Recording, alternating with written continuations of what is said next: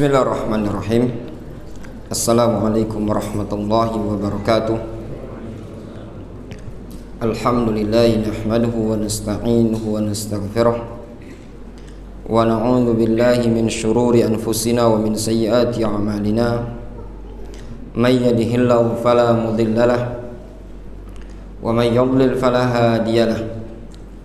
Wa asyhadu an la ilaha illallah wahdahu la syarika lah wa asyhadu anna Muhammadan abduhu wa rasuluhu sallallahu alaihi wa ala alihi wa ashabihi ajma'in, amma ba'd.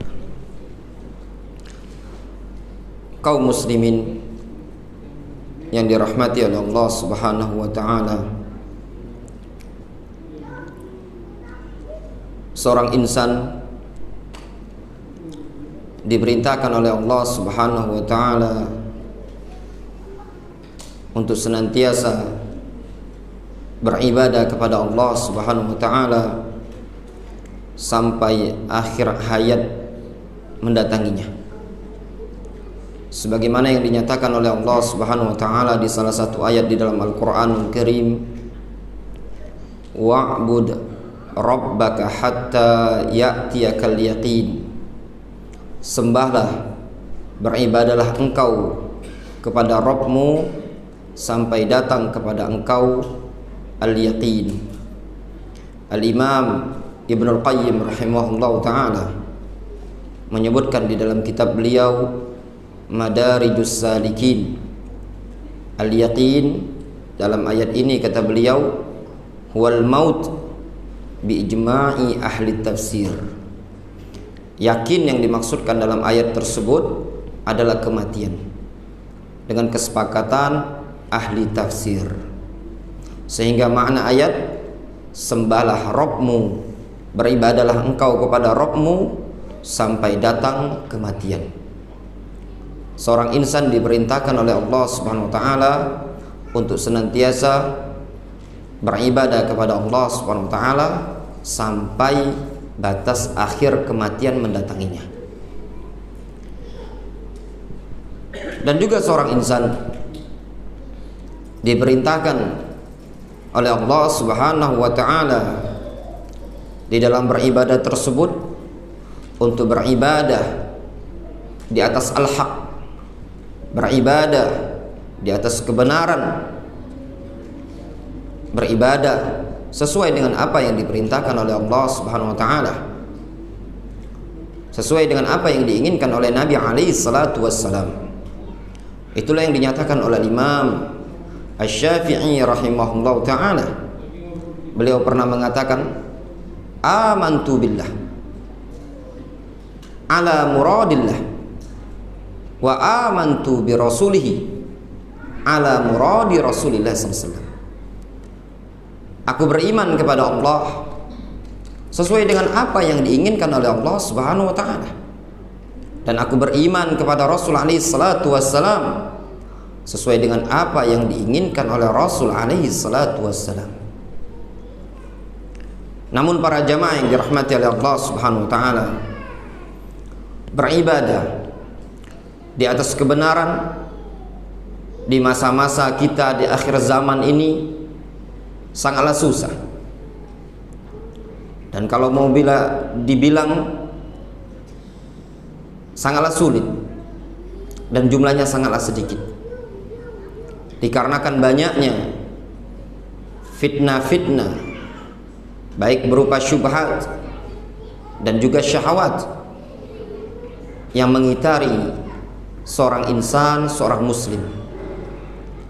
Yang dikabarkan oleh Rasul alaihi salatu wassalam, fitnah-fitnah tersebut akan masuk ke buyut, ke rumah-rumah bagaikan tetesan-tetesan hujan.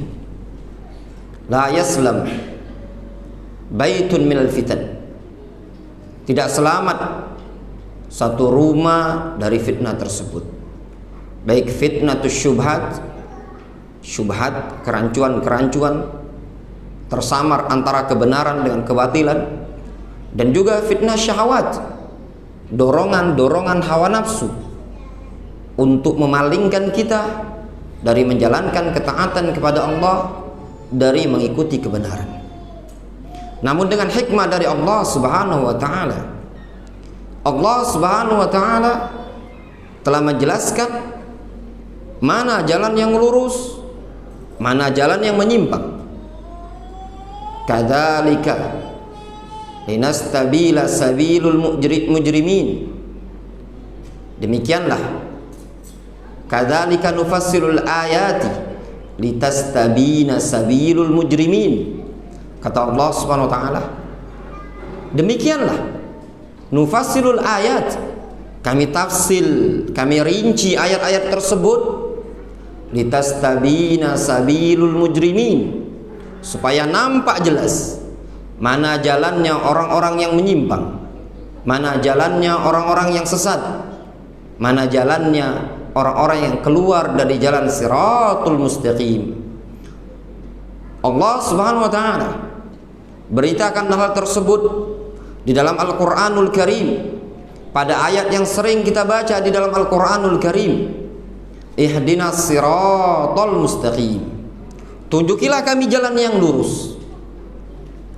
Jalan yang lurus yang tidak ada kebengkokan padanya. Jalan yang dikabarkan oleh Rasul alaihi salatu wassalam ketika suatu hari, kata Abdullah ibn Mas'ud, Rasul alaihi salatu wassalam pernah membuat garis yang lurus. Kemudian Rasul pula membuat di kanan dan di kiri berupa garis-garis. Kemudian Rasul mengatakan, garis yang lurus ini adalah hadza sabilullah. Ini adalah jalan Allah Subhanahu wa taala. Kemudian Rasul mengisyaratkan ke kanan dan ke kiri sekian banyak jalan tadi. Rasul mengatakan hadis subul. Ini adalah jalan-jalan. Fama min sabilin illa wa fihi syaitan yad'u ilaihi. Tidak ada satu jalan yang di kanan dan di kiri ini tadi, melainkan padanya ada syaitan yang mengajak kepada jalan tersebut. Oleh karenanya, hikmah dari Allah Subhanahu wa taala, Allah Subhanahu wa taala tidak membiarkan kita hidup di dunia ini tadi terombang-ambing, tanpa jalan, tanpa tujuan. Allah Subhanahu wa taala menampakkan kepada kita jalan yang lurus, jalan yang senantiasa kita minta di dalam Al-Qur'anul Karim. Ihdinas siratal mustaqim. Tunjukilah kami jalan yang lurus. Jalan yang lurus, jalan yang bagaimana? Ternyata jalan tersebut adalah jalannya orang-orang yang diberi nikmat oleh Allah Subhanahu wa taala. Siratal ladzina an'amta 'alaihim. Yaitu jalannya orang-orang yang Engkau beri nikmat ya Allah. Ghairil maghdubi 'alaihim. Pada ayat tersebut Allah jelaskan bukan jalannya orang-orang yang tersesat, waladhdallin, bukan jalannya orang-orang yang dimurkai, bukan juga jalannya orang-orang yang tersesat. Orang-orang yang dimurkai seperti orang-orang Yahudi yang mereka mempunyai ilmu, namun mereka tidak mengamalkan sedikit pun dari ilmu yang mereka miliki. Bukan juga jalannya orang-orang yang tersesat, yaitu jalannya orang-orang Nasara yang mereka beribadah kepada Allah Subhanahu wa taala tidak didasari ilmu. Oleh karenanya, sebagian mereka para ulama seperti Sufyan Ats-Tsauri atau Sufyan ibnu Uyainah rahimahullah taala, beliau pernah mengatakan, man fasada min ulama'ina fa fihi syabahun bil yahud. Barang siapa yang rusak dari kalangan ulama kita, maka orang tersebut termasuk adalah orang yang serupa dengan orang-orang Yahudi. Yaitu orang-orang Yahud, mereka mempunyai ilmu tapi mereka tidak mengamalkan ilmu tersebut. Mereka mengakui, mereka mengetahui dakwah yang dibawa oleh Nabi alaihi salatu wasallam, kebenaran apa yang dibawa oleh Nabi alaihi salatu wasallam, tetapi mereka tidak mau beriman. Ya'rifunahu kama ya'rifuna abna'ahum. Mereka mengetahui Nabi alaihi salatu wasallam sebagaimana mereka mengenali anak-anak mereka sendiri. Begitu juga sebaliknya.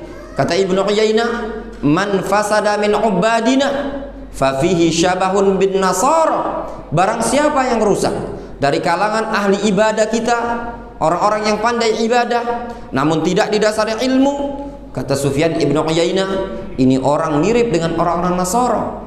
Dikarenakan orang-orang Nasara mereka beribadah, ingin menyembah Allah Subhanahu wa taala namun tidak didasari ilmu, tidak didasari wahyu yang Allah SWT turunkan kepada Isa alaihissalam. Kedua-duanya menyimpang. Namun datang umat yang dibawa oleh Nabi alaihissalam, yang dibimbing oleh Nabi alaihissalam, umat yang dulunya berada pada keterpurukan, umat yang dulunya jumlahnya sedikit, umat yang dulu berada pada kemiskinan, namun berada akhirnya pada puncak kejayaan. Diingatkan oleh Allah Subhanahu wa taala berkaitan dengan nikmat tersebut, kata Allah Subhanahu wa taala, laqad manallahu 'alal mu'minin id ba'atsa fihim rasulan min anfusihim yatlu 'alaihim ayatihi wa yuzakkihim wa yu'allimuhumul kitaba wal hikmah wa in kanu min qablu la fi dhalalin mubin. Ingatlah tatkala Allah Subhanahu wa taala anugerahkan kepada kaum mukminin, yaitu berupa Allah utus kepada mereka seorang rasul. Keberadaan Rasul alaihi salatu wasallam yang membawa al-haq, yang membawa petunjuk untuk umat manusia sangatlah besar. Apa fungsinya? Wa yuzakkihim, membersihkan mereka dari noda-noda akhlak yang buruk, noda-noda kesyirikan. Wa yu'allimuhumul kitab wal hikmah, Rasul tersebut mengajarkan Al-Quran, mengajarkan hikmah. Wa in kanu min qablu la fi dhalalin mubin, meskipun sebelumnya, kata Allah Subhanahu wa taala, mereka berada pada kesesatan yang sangat nyata. Yang dulunya mereka berada pada penyimpangan, berada pada kesesatan, Allah Subhanahu wa taala angkat mereka di atas umat yang terbesar pada masa tersebut, di atas Persia dan Romawi, dalam keadaan mereka adalah orang-orang yang lemah sebelumnya. Ini semua dikarenakan mereka mau ittiba al-haq. Para jamaah yang dirahmati oleh Allah Subhanahu wa taala, al-haq, kebenaran, dikatakan oleh para ulama dhalatul mu'min, suatu ucapan yang masyhurah yang disebutkan oleh para ulama di kitab-kitab mereka. Kalau kita membaca kutub Syekh Abdul Aziz bin Baz, Syekh Saleh Al-Fauzan, Syekh Zaid Al-Madkhali, dan para ulama yang lain berserta para ulama salaf yang lain, sering kita jumpai mereka mengatakan al-haq dhalatul mu'min, kebenaran, al-haq adalah barang hilang milik seorang mukmin. Mata wajadaha akhadhaha, maka kapanpun dia mendapati kebenaran tersebut, maka pasti dia akan mengambilnya. Kenapa dia mengambilnya? Dikarenakan kebenaran adalah milik seorang mukmin yang tadi hilang. Tabiat dasar seorang insan muhibbun lil haq, mencintai kebenaran. Itu tabiat. Tabiat dasar manusia menginginkan kebaikan. Apabila ada seseorang menginginkan keburukan, itu menunjukkan dia tidak berada pada tabiat dasar seorang muslim, seorang insan.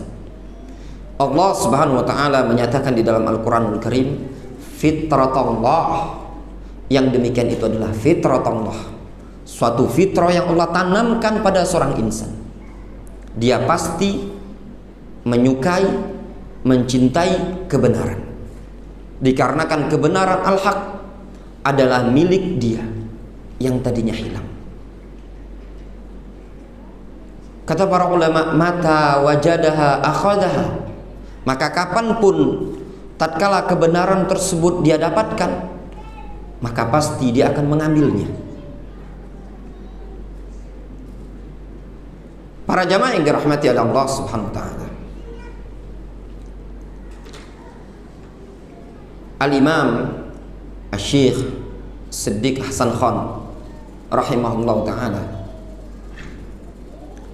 beliau menulis suatu buku akidah yang menyebutkan prinsip-prinsip Islam, prinsip-prinsip pokok Islam. Pembahasan inti yang beliau sebutkan dari usul ahli sunnati wal jamaah di buku tersebut berkaitan dengan tauhid rububiyah, uluhiyah, al-asma wa sifat, akidah terhadap Rasul, terkaitan dengan malaikat, terkaitan dengan asma wa sifat, berkaitan dengan hari akhir dan yang lainnya disebutkan oleh beliau di buku tersebut. Namun di akhir buku beliau memberikan nasihat yang sangat indah sebagai nasihat bagi mereka-mereka yang membaca, mengambil faedah dari buku beliau rahimahullah ta'ala. Beliau mengatakan di halaman-halaman terakhir dari buku beliau rahimahullah ta'ala, beliau mengatakan, fakam adrakal haqqa talibuhu fi zamanil fatrah.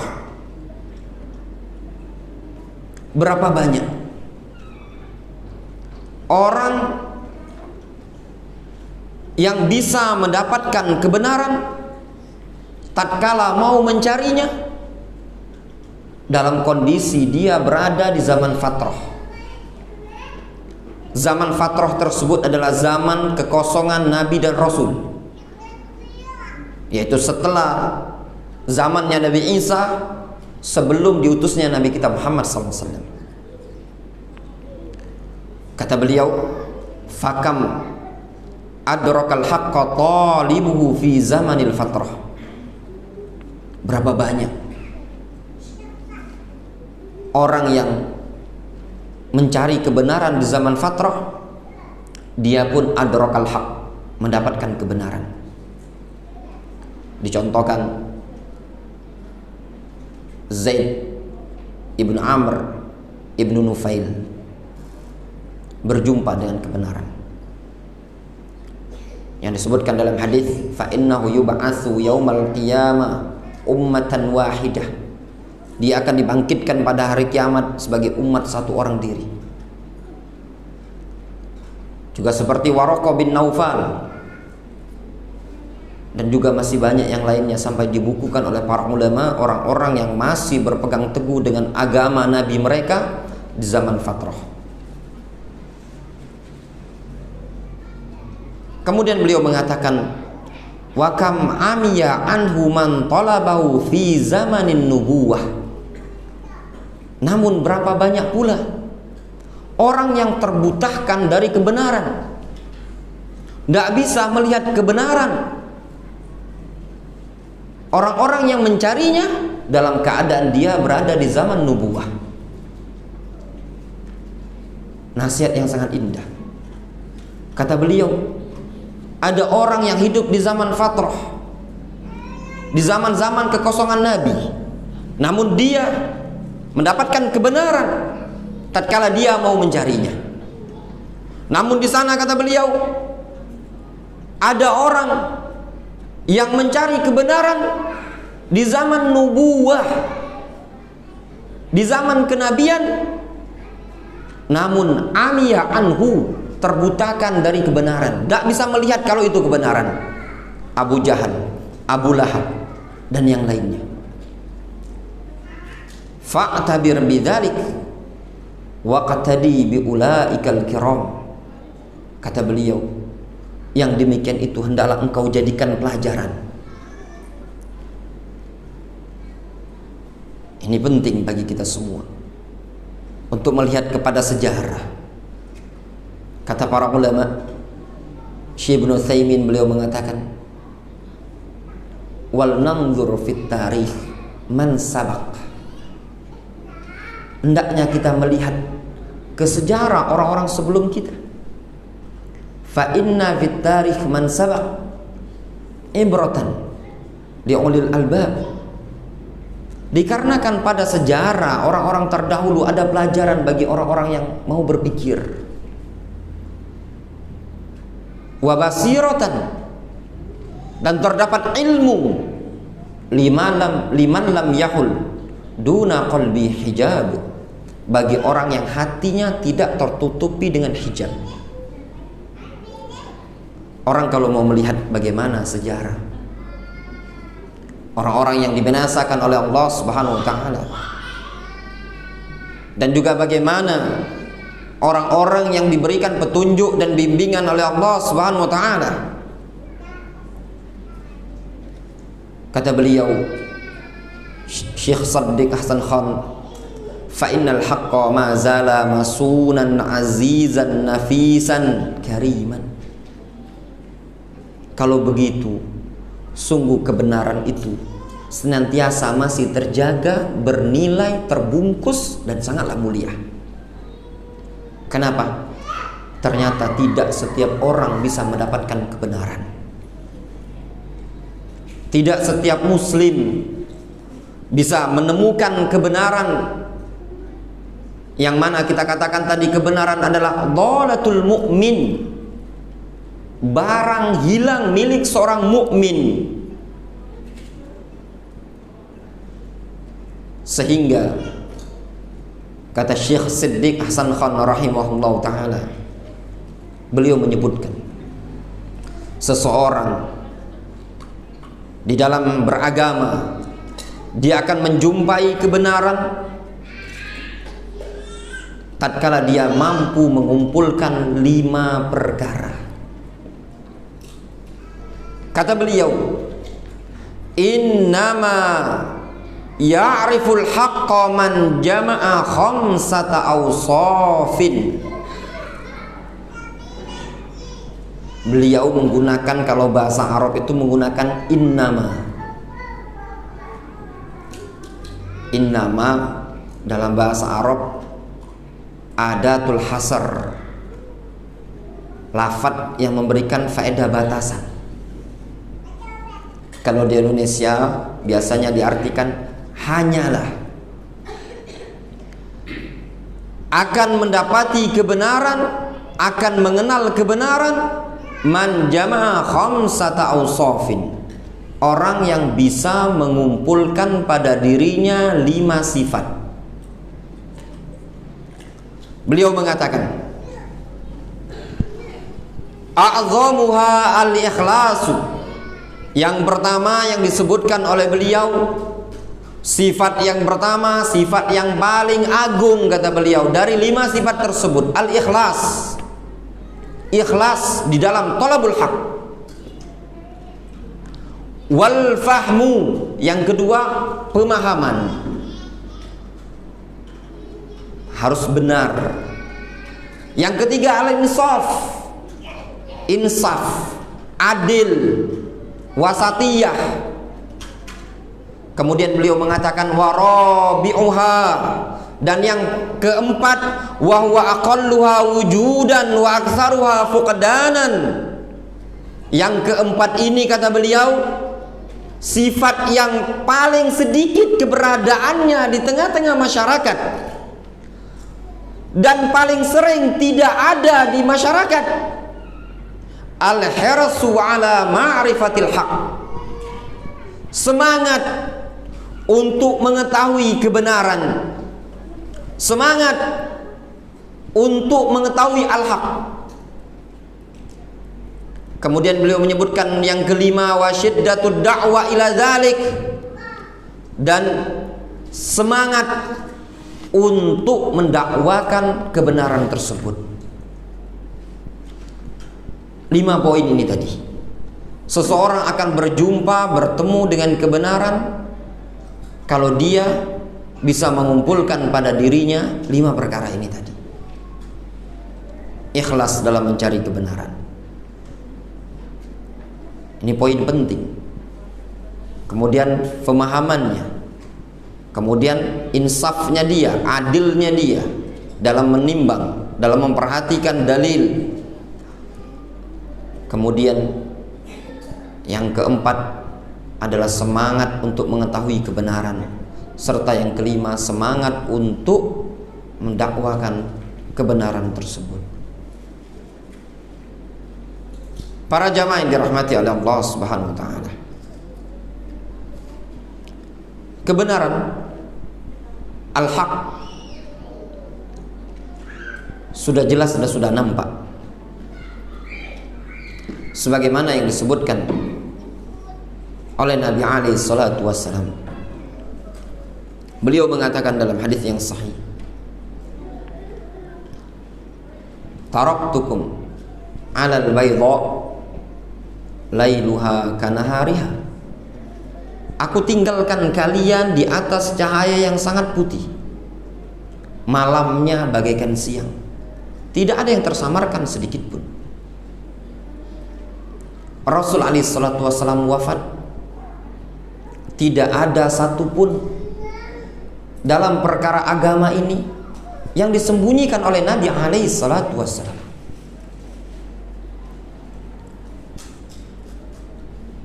Abu Dzar radhiyallahu anhu sampai-sampai beliau menggambarkan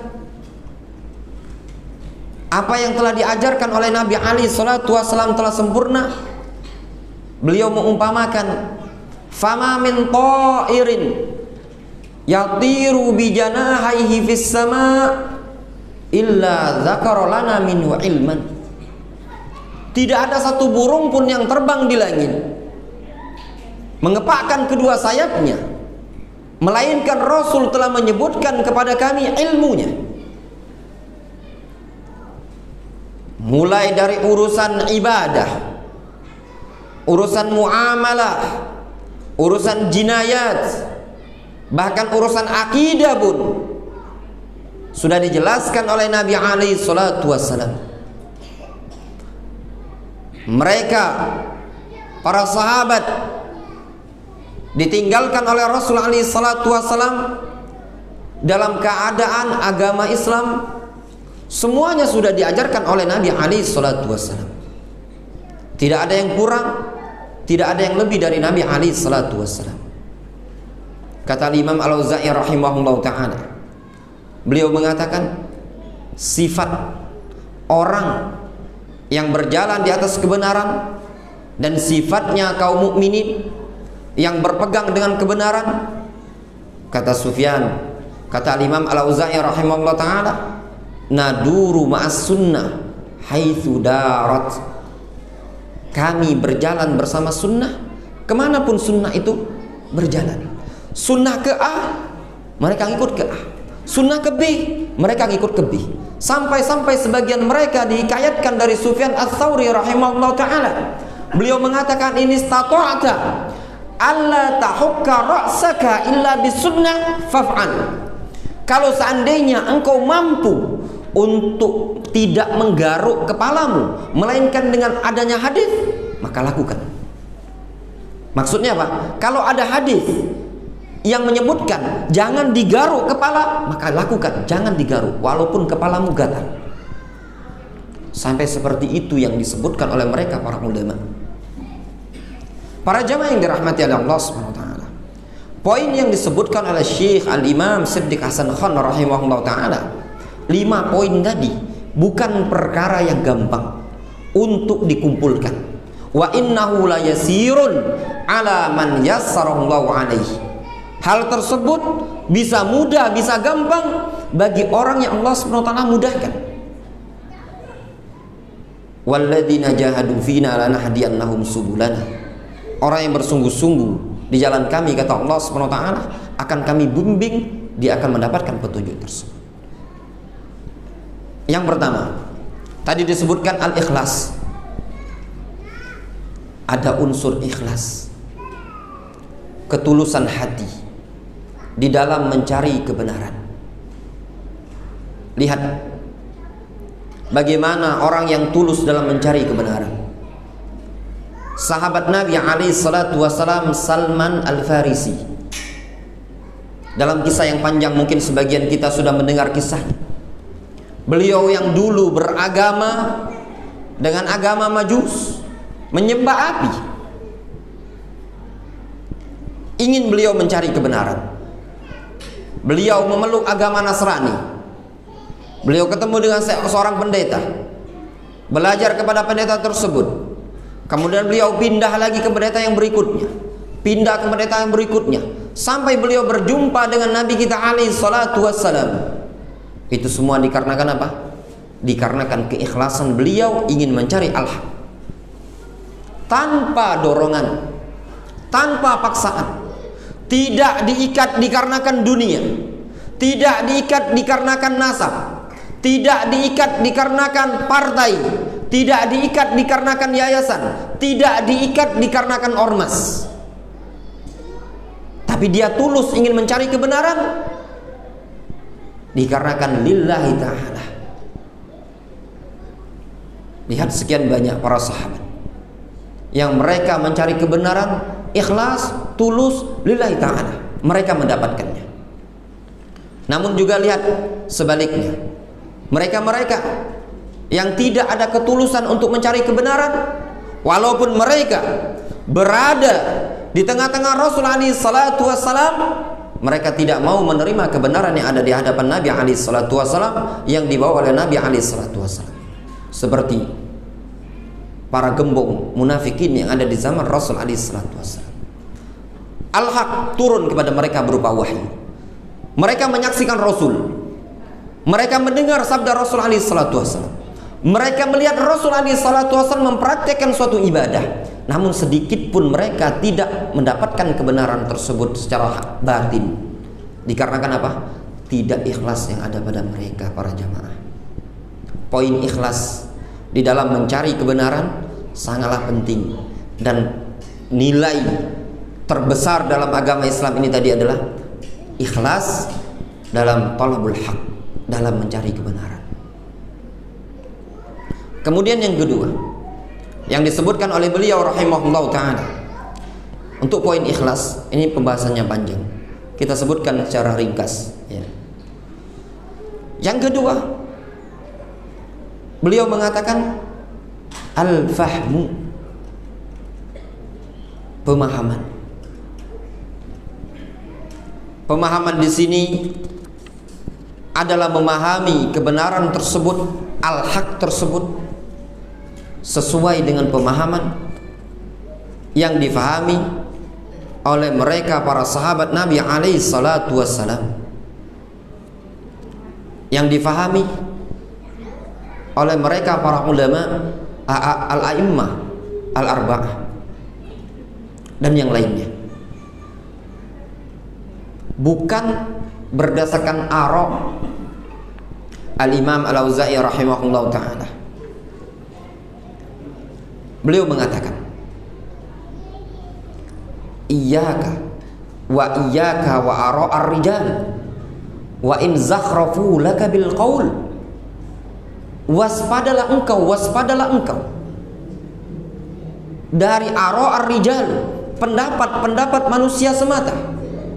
Wa in zakhrafu laka bil qaul, meskipun orang-orang menghiasi ucapan tersebut dengan ucapan yang sangat indah, menghiasi pendapat-pendapat tersebut dengan perkataan yang sangat indah, namun kalau perkataan tersebut, pendapat tersebut menyelisihi dalil, menyelisihi Al-Quran dan Sunnah Nabi alaihi salatu wassalam, maka dibuang pendapat tersebut, tidak ditoleh sama sekali. Al-Imam Malik rahimahullah ta'ala, Al-Imam Syafi'i, Al-Imam Ahmad, dan juga Abu Hanifah, semua mereka para ulama mengatakan, apabila pendapatku menyelisihi hadis Nabi alaihi salatu wassalam, tinggalkan pendapatku. Dengan kesepakatan ucapan mereka dengan lafaz-lafaz yang berbeda. Apa yang dilakukan? Difahami, dicerna, dipelajari oleh mereka para sahabat, itu adalah al-haq. Kenapa? Dikarenakan mereka bibasorin, dengan pandangan, dengan ilmu mereka berhenti. Mereka beramal juga dengan ilmu. Tidak didapati dari mereka, dari para sahabat, yang mereka berani menyelisih pendapat Rasul alaihi salatu wassalam. Apa yang disampaikan oleh Rasul alaihi salatu wassalam? mereka pegang, mereka amalkan. Oleh karenanya kita diperintahkan untuk ittiba dengan pendapatnya para sahabat di dalam memahami Al-Quran, memahami hadis Nabi alaihi salatu wassalam.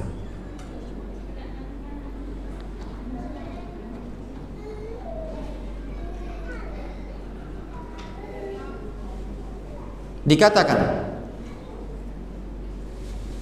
oleh Al-Qasim Ibnu Muhammad rahimahullah ta'ala, beliau mengatakan, alaika bi sunnati Rasulillah sallallahu alaihi wasallam haitsu wajadtaha, maka wajib bagimu untuk berpegang dengan sunnah Rasul alaihi salatu wasallam dimanapun engkau menjumpai sunnah tersebut. Dikatakan oleh Syekhul Islam Ibnu Taimiyah rahimahullah ta'ala, bagaimana mereka para sahabat tersebut bisa mulia, bisa tinggi kedudukannya. Kata Syekhul Islam Ibnu Taimiyah, sebabnya dikarenakan mereka berpegang teguh dengan sunnah Rasul alaihi salatu wassalam. Innallaha yarfa qadral abdi fid dunya biqadri tamassukihim bis sunnah. Allah subhanahu wa ta'ala mengangkat kedudukan seorang hamba di dunia ini tadi sesuai dengan kadar tamassuknya dia terhadap sunnah Rasul alaihi salatu wassalam. Para sahabat Nabi alaihi salatu wassalam adalah orang-orang yang turun padanya wahyu, orang-orang yang ngerti mana yang mansukh, mana yang penasih, yang menghapus. Mereka para sahabat berhenti mengerti maksud ayat per ayat, sampai-sampai mereka disebutkan oleh Abu Abdurrahman As-Sulami, beliau mengatakan, haddatsana alladzi yuqri'unana al-Qur'an. Abdullah ibnu Abbas, Utsman ibnu Affan menyampaikan kepada kami, membacakan kepada kami bacaan Al-Quran, yaitu Abdullah ibnu Abbas, Abdullah bin Mas'ud, Utsman ibnu Affan, kanu idza qara'u asyra ayatin la yujawizuha hatta ya'mal ma fiha minal ilmi. Mereka dulu apabila membaca 10 ayat, mereka para sahabat tidak melebihi 10 ayat sampai mereka amalkan apa yang dimaksudkan pada ayat tersebut. Luar biasa. Sehingga selesai 30 juz Al-Quranul Karim, mereka faham, mereka ngerti maknanya, dan mereka amalkan. Oleh karenanya sebagian mereka mengatakan, kanu idza qara'u aw hafidhu al-Baqarah wa ala Imran julla fi a'yunina. Dulu mereka para sahabat apabila sudah hafal Al-Baqarah, hafal Ali Imran, maka dia akan mulia di kalangan kami. Kenapa?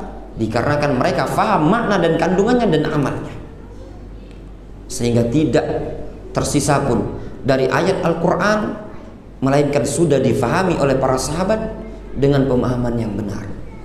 Oleh karenanya mereka para ulama mengatakan, tafsir Al-Quranul Karim, yang pertama ayat Al-Quran ditafsirkan dengan Al-Quran, yang kedua Al-Quran ditafsirkan dengan hadis Nabi alaihi salatu wasallam, yang ketiga Al-Quran ditafsirkan dengan pemahaman para sahabat.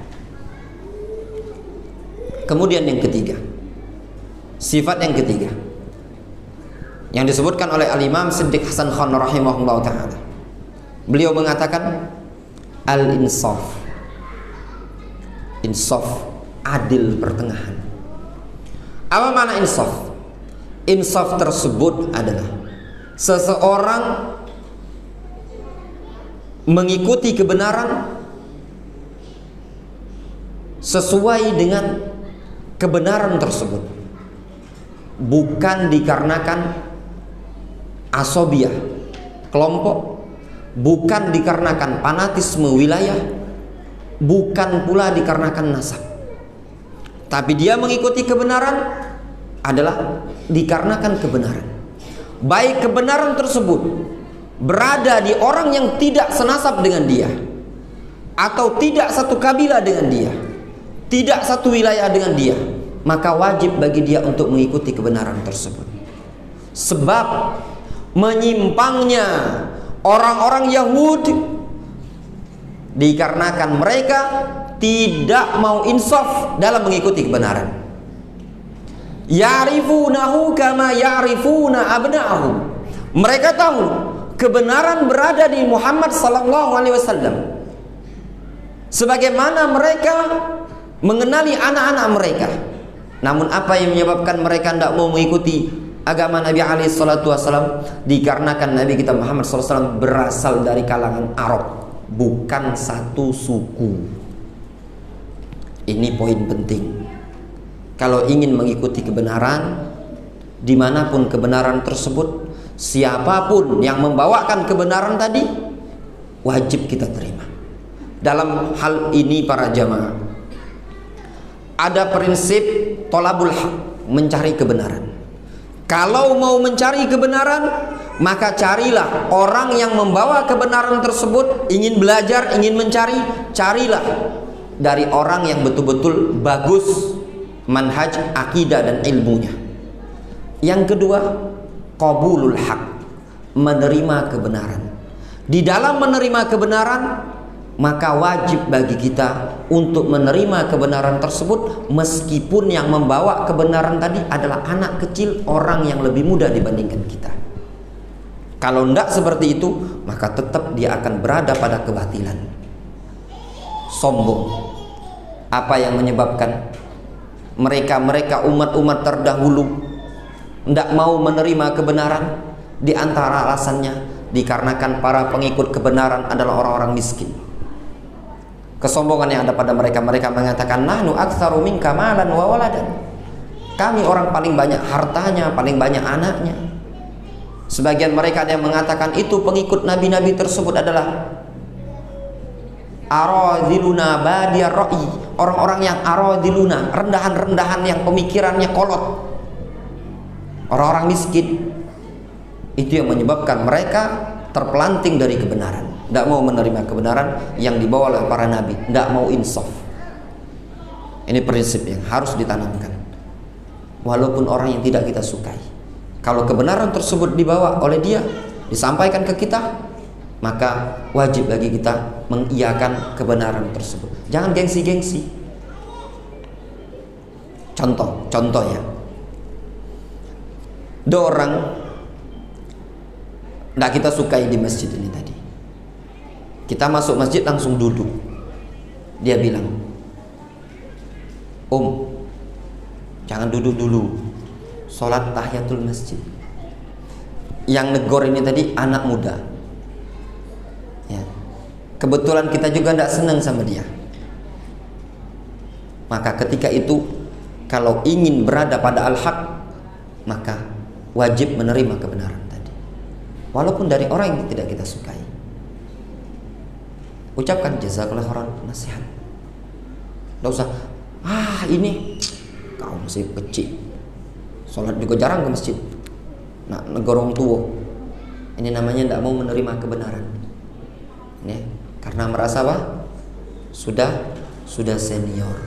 Kemudian yang keempat kata beliau, al-harsu ala ma'rifatil haq, semangat untuk mengetahui kebenaran. Yang kelima, wasyiddatu da'wa ila dzalik, dan semangat untuk mendakwakannya. Ini maknanya apa? Semangat belajar, semangat berupaya untuk mengetahui kebenaran, al-haq. Dengan menghadiri majelis ilmu, berangkat dari rumah, ada pengajian, datangi pengajian. Kalau tidak ada pengajian, mungkin tempat yang jauh, mungkin bisa dengan rekaman atau dengan membaca. Lihat mereka, Salman Al-Farisi harus keliling muter-muter dulu untuk mendapatkan kebenaran, untuk mencari al-haq. Disebutkan ada seorang dari kota Madinah, mendatangi Abdullah ibnu Unais atau mendatangi Abu Darda. Ketika itu Abu Darda ada di Damaskus dalam rangka untuk mendengar hadis dari Abu Darda. Ditanya oleh Abu Darda, "Ma'aqdamaka ila hadza?" Apa yang membuat engkau datang ke sini? Abu Darda berkata, "Engkau untuk dagang?" "Lihajatin?" "La, enggak, bukan," kata dia. "Innama lihaditsin tuhadditsu an Rasulillah." Aku datang ke sini ke Damaskus untuk mendengar satu hadis yang engkau pernah dengar dari Rasul alaihi salatu wassalam. Jabir bin Abdullah pernah melakukan perjalanan menaiki onta dengan menempuh perjalanan 1 bulan untuk mendengar hadis dari Abdullah bin Unais. Bayangkan mereka para ulama. Kemudian setelah kita tahu kebenaran, maka untuk mencocoki kebenaran, untuk senantiasa berada pada kebenaran, antum sampaikan kebenaran tersebut yang minimalnya orang yang terdekat dan di bawah tanggungan kita, anak, istri, saudara. Wallahu ta'ala a'lam. Sudah masuk waktu Isya, mungkin kita cukupkan dulu kajian kita sampai di sini. Lebih dan kurangnya mohon maaf. Wassallallahu ala nabiyina Muhammadin wa ala alihi wa ashabihi ajma'in. Wa akhiru da'wana alhamdulillahi rabbil alamin. Wassalamualaikum warahmatullahi wabarakatuh.